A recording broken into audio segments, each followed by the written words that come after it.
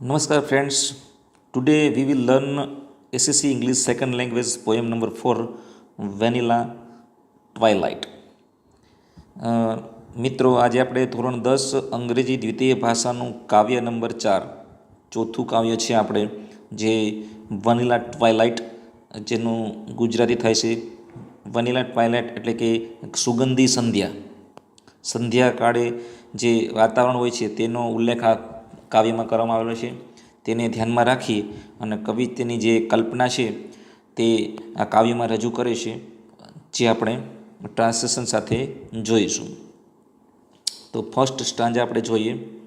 ઘણા બધા વર્ડ્સ આમાં આવે છે નવા, તો એવા વર્ડ્સ આપણે ખાસ ધ્યાન રાખીશું, કારણ કે બોર્ડમાં આવા વર્ડ્સ સિમિલર વર્ડ અને મિનિંગ પણ પૂછાતા હોય છે.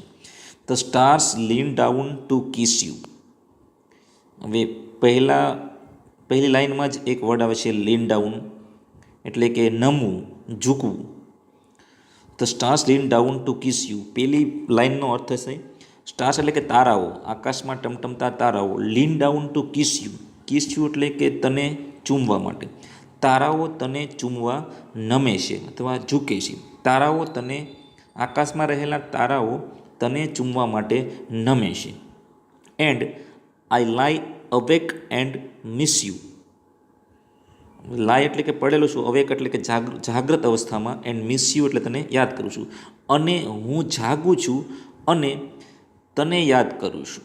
કવિ એની પ્રિયતમાને ધ્યાનમાં રાખીને આ કાવ્યનું સંબોધન કરે છે. આ કાવ્ય કવિની પ્રિયતમાને ધ્યાનમાં રાખીને લખવામાં આવેલું છે. એટલે કવિ એમ બોલે છે, કવિ એડમ યંગ એમ બોલે છે કે તારાઓ તને ચૂમવા નમે છે અને હું જાગું છું અને તને યાદ કરું છું. ત્યારબાદ pour me a heavy dose of atmosphere. Atmosphere એટલે કે વાતાવરણ. DOZD એટલે કે એક જામ. વાતાવરણનો મને એક ભારે જામ પીવા આપ. ડોઝ ઓફ એટલે કે પીવા આપ, એવો અર્થ આપણે ઝોંકું ખાવું એવો અર્થ પણ થાય. વાતાવરણનો એક, અહીં ડોઝનો અર્થ ઝોંકું ખાવું. પોર એટલે કે રેડવું પણ થાય. વાતાવરણનો એક હેવી ડોઝ, ભારે જામ મને પીવા આપ, એવું કવિ કહે છે. Because I will doze off safe and soundly. કારણ કે હું સેફ એટલે કે સ્વસ્થ થતી, અને સાઉન્ડલી એટલે અહીં કોઈ અવાજ નહીં પણ શાંતિથી ઝોંકું ખાઈશ. જો બીજા અર્થમાં આપણે વાત કરી હતી કે ડોઝનો અર્થ ઝોંકું ખાવું પણ થાય, અહીં ડોઝનો અર્થ આપણને થાય છે કે જામ, પીવા માટેનું જામ. મને વાતાવરણનો એક ભારે જામ મને પીવા આપ, કારણ કે હું because I will doze of, અહીં ડોઝ ઓફનો અર્થ આપણે એમ કરીએ છીએ કે ઝોંકું, કારણ કે હું સ્વસ્થતાથી અને શાંતિથી તેનું ઝોંકું તો ખાઈશ. But I will miss your arms around me. પણ મારી ફરતે, અરાઉન્ડ એટલે ફરતે, મારી ફરતે, આઈ મિસ યોર આર્મ્સ, તારા હાથ, મારી ફરતે વીંટળાયેલા તારા હાથ. આગળ કન્ટિન્યુ કરીએ, આપણે જોઈએ next. I would send you a post card to you dear. એટલે આગળની લાઈનમાં એમ કીધું કવિએ કે મારી ફરતે વીંટળાયેલા તારા હાથની ખોટ ચાલશે. I had send you a post card to you dear, કે મેં તને એક પોસ્ટ કાર્ડ મોકલ્યું હોત. આઈ વુડ સેન્ડ યુ એટલે કે મેં તને એક પોસ્ટ કાર્ડ મોકલ્યું હોત. આવું થઈ શક્યું હોત, આમ થયું હોત, તો એને પરફેક્ટ મોડલ ઓક્ઝિલરી કહેવાય. જે આપણને આઈ પછી જે ડી આપેલ છે એ આઈ વુડ એવો અર્થ થાય છે, અથવા હેડ એવો અર્થ થાય છે. I would send you a postcard to you dear. મેં તને એક પોસ્ટકાર્ડ મોકલ્યું હોત પ્રિય. Because I wish you were here. કારણ કે હું ઈચ્છું છું કે તું અહીં હોય. હિયર એટલે અહીં, વેર એટલે કે એવી કલ્પના કરે છે કે કારણ કે હું ઈચ્છું છું કે તું અહીં હોય. કવિ એની પ્રિયતમાને સંબોધીને એમ કહે છે કે મેં તને એક પોસ્ટકાર્ડ લખ્યું હોત પ્રિય, કારણ કે હું ઈચ્છું છું કે તું અહીં હોય. I will watch the night turn light blue, but it's not the same without you. રાત્રિના ગાઢ અંધકારને હું ટર્ન લાઇટ બ્લુ, ટર્ન એટલે કે ફરવું, હું રાત્રિના ગાઢ અંધકારને લાઇટ બ્લુ એટલે કે વાદળી રંગનો અથવા ભૂરા રંગનો થતો હું વોચ એટલે જોઈશ. રાત્રિના અંધકારને હું વાદળી અથવા ભૂરા રંગનો આછો ભૂરો રંગ થતાં હું આકાશનો જોઈશ. But it's not the same without you. પણ તારા વિના, વિધાઉટ યુ એટલે કે તારા વિના, ઇટ્સ નોટ ધ સેમ એટલે કે સેમ એટલે ના જેવું, પણ તારા વિના એ એટલું સુંદર નહીં હોય.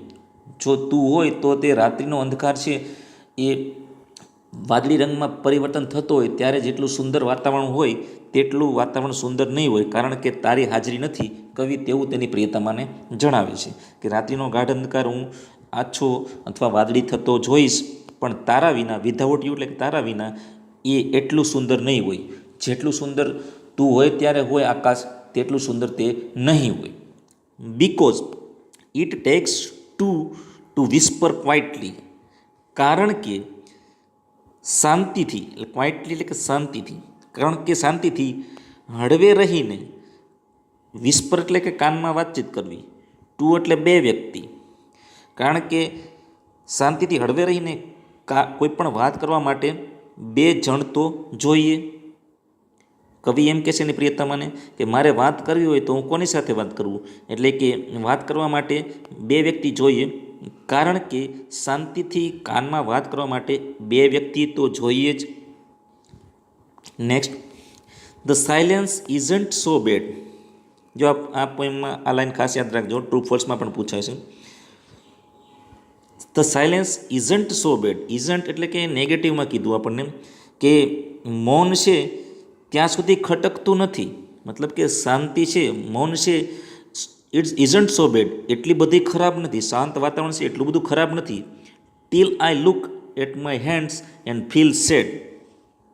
એટલે એમ કહે છે કવિ કે જ્યાં સુધી, ટીલ એટલે કે જ્યાં સુધી હું મારા હાથ, till I look at my hands, જ્યાં સુધી હું મારા હાથ જોઈને ફીલ સેડ એટલે કે ઉદાસ થાઉં છું. આખી લીટીમાં એમ કહેવા માગે છે કવિ કે શાંતિ છે, સાયલન્સ, એ મૌન છે એ ત્યાં સુધી ખટકતું નથી. મૌન હોય તો મને શાંત વાતાવરણ છે એટલું બધું ખરાબ અનુભવ નથી થતો જ્યાં સુધી હું મારા હાથને ઉદાસ જોઉં છું. Because the spaces between my fingers are right where yours fit perfectly. હવે આગળ કવિ એમ કહે છે કે બીકોઝ એટલે કે કારણ કે, બીકોઝ એટલે કારણ કે, ધ સ્પેસીસ, સ્પેસીસ એટલે કે જગ્યા, બિટવીન માય ફિંગર્સ એટલે કે મારી આંગળીઓ વચ્ચેની જે જગ્યા છે તે, આર રાઇટ વેર એ બરોબર બંધ બેસતી છે, યોર્સ ફિટ પરફેક્ટલી કે કારણ કે મારી આંગળીઓ વચ્ચેની જગ્યામાં તારી આંગળીઓ બરોબર શોભે છે. કવિ તેની પ્રિયતમાને યાદ કરતા એમ કહે છે કે મારા હાથની આંગળીઓમાં જે સ્પેસીસ છે, જગ્યા છે, તેમાં તારા હાથની આંગળીઓ બરાબર પરફેક્ટલી ફિટ એટલે બરાબર શોભે છે. Next, I will find repose in new ways though I haven't sleep in 2 days. કવિ એમ કહે છે કે આઈ વિલ ફાઇન્ડ એટલે કે હું શોધતો રહીશ, આઈ વિલ ફાઇન્ડ રિપોઝ એટલે કે હું શોધતો રહીશ, રિપોઝ એટલે કે આરામ, ઇન ન્યૂ વેઝ હું આરામ કરવાની નવી રીતો શોધી કાઢીશ. રિપોઝ એટલે કે આરામ કરવાની, ફાઇન્ડ એટલે શોધવું, ન્યૂ વેઝ એટલે કે નવી રીતો, હું આરામ કરવાની નવી રીતો શોધી કાઢીશ. ધો I haven't slap in 2 days એટલે કે હું 2 દિવસથી ઊંઘ્યો નથી, હું 2 દિવસથી ઊંઘ્યો નથી પણ હું આરામ કરવાની નવી રીતો શોધી લઈશ, તેવું કવિ જણાવે છે. બીકોઝ કારણ કે, cold nostalgia chills me to the બોન. હવે આમાં એક ખાસ વર્ડ આવે છે નોસ્ટાલ્જિયા, યાદ રાખવાનું છે. આપણે એને નોસ્ટેલ્જે પણ બોલે છે, નોસ્ટેલ્જે, અને ગુજરાતી પ્રોનાઉન્સિએશન મુજબ જોઈએ નોસ્ટાલ્જિયા, હકીકતમાં એ નોસ્ટેલ્જે છે, જેનો અર્થ થાય છે કે વિખૂટા પડવું, વિયોગ. ભૂતકાળની યાદોને પણ નોસ્ટાલ્જિક તરીકે ઓળખવામાં આવે છે. કવિ એમ જણાવે છે કે because cold nostalgia chills me to the bone, bone એટલે હાડકું થાય, કારણ કે ઠંડો વિયોગ, કોલ્ડ નોસ્ટાલ્જિયા એટલે કે ઠંડો વિયોગ મારા હાડકાને, બોન એટલે કે હાડકાને, ચિલ્સ એટલે કે થીજાવી દેશે, કારણ કે અત્યારે જે સંધ્યાકાળ છે ને એવો ઠંડુ વાતાવરણ છે, આ ઠંડો વિયોગ છે મારા હાડકાને થીજવી દે છે. But drenched in vanilla twilight. પરંતુ હવે આપણું પોએમનું મેઇન ટાઇટલ આવે છે વનાઇલા ટ્વાઇલાઇટ, એટલે સુગંધી સંધ્યા. પરંતુ સુગંધી સંધ્યામાં ડ્રેન્ચ એટલે કે તરબોળ થઈ જવું. ડ્રેન્ચનો અર્થ આપણે તરબોળ થયેલું એવો થઈ, ડૂબી જવું તેમાં. પરંતુ આ સુગંધી સંધ્યામાં તરબોળ થઈને I will sit on the front porch all night. હું આખી રાત પોર્ચ એટલે કે રવેશમાં બેસીશ. આઈ વિલ સીટ એટલે બેસીશ, ઓલ નાઇટ એટલે આખી રાત્રિ. હું આ સુગંધી સંધ્યામાં તરબોળ થઈ અને આખી રાત હું રવેશમાં બેસીશ. Vast deep in thought because when I think of you. Vast deep એટલે કે ઊંડા વિચારમાં. In thought, vast deep in thought એટલે કે ખૂબ જ ઊંડા વિચારમાં. કારણ કે when I think of you, જ્યારે હું તારા વિશે વિચારું છું, I don't feel so alone, મને એકલું લાગતું નથી. કવિ એમ કહે છે કે હું સમગ્ર રાત્રિ રવેશમાં બેસીશ, સુગંધી સંધ્યામાં તરબોળ થઈને આખી રાત્રિ બેસીશ. કારણ કે જ્યારે હું તારા વિશે વિચારું છું મને એકલું લાગતું નથી, હું ઊંડા વિચારમાં ત્યાં બેસીશ. કવિ તેની પ્રિયતમાને યાદ કરી અને આ રીતે વાત કરે છે. Next, as many times as I blink. હવે બ્લિંકનો અર્થ થાય આંખના પલકારા મારવા. બ્લિંક એટલે પલકારા મારવા, આંખને આપણે પલક છપાવીએ તેને blink. As many times as I blink I will think of you tonight. જેટલી વાર મારી આંખો પલકારા મારશે, એઝ મેની એટલે કે જેટલી વખત મારી આંખો પલકારા મારશે તેટલી વાર આજે રાત્રે હું તને થિંક એટલે કે યાદ કરીશ, વિચારીશ. When violet eyes get brighter. અહીં આપણે આગળ વાત કરીએ. When violet eyes get brighter, જ્યારે વાયોલેટ એટલે કે ભૂરી અહીંયા અર્થ કરીએ આપણે, અથવા આપણે રાતે એવો અર્થ થાય છે અહીંયા કાવ્યમાં. જ્યારે રાતે આંખો ચમકતી હશે and heavy wings grow lighter, અને હેવી એટલે કે ભારે, વિંગ્સ એટલે પાંખો, ગ્રો લાઇટર એટલે હળવી થશે. જ્યારે રાતે આંખો ચમકતી હશે ત્યારે અને ભારે પાંખો હળવી થશે. I will taste the sky and feel alive again. હું આકાશમાં ઉડીશ અને ફીલ એટલે કે અનુભવીશ, અલાઇવ અગેન એટલે કે હું જીવંત, અલાઇવ એટલે જીવંત હોવાનો અનુભવ કરીશ. ફરીથી આપણે રિપીટ કરીએ. When violet eyes get brighter એટલે કે જ્યારે રાતી આંખો ચમકતી હશે અને હેવી વિંગ્સ ગ્રો લાઇટર એટલે કે ભારે આંખો હળવી થશે. હું આકાશમાં ઉડીશ અને જીવંત હોવાનો અનુભવ કરીશ. And I will forget the world that I knew. અને હું જે દુનિયામાં હતો, વર્લ્ડ એટલે કે હું જે દુનિયામાં હતો, હું જાણતો હતો. ન્યૂ એટલે નોનું ભૂતકાળ, હું જાણતો હતો તે હું ભૂલી જઈશ. આઈ વિલ ફરગેટ એટલે હું જે દુનિયામાં હતો, હું જે વિશ્વમાં હતો તેને હું ભૂલી જઈશ. હું જાણતો હતો જે દુનિયામાં હું હતો તેને હું ભૂલી જઈશ. બટ આઈ સ્વેર, સ્વેર એટલે કે સોગંદ ખાવા, વચન આપવું, બે અર્થ થાય ને. But I square I want forget you.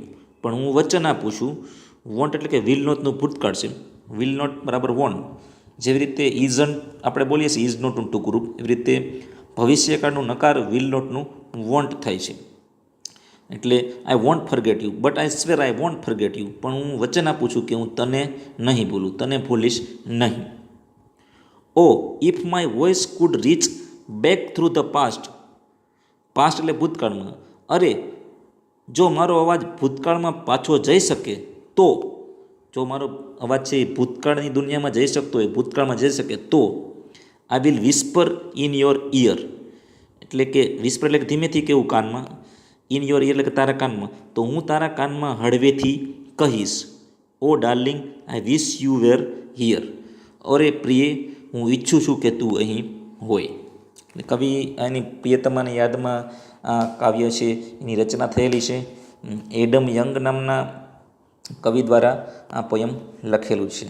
કવિ તેની યાદમાં આ સુંદર સુગંધી સંધ્યાના સમયે આ પોયમનું વર્ણન કરે છે. Thank you for watching. જય હિન્દ, જય ભારત.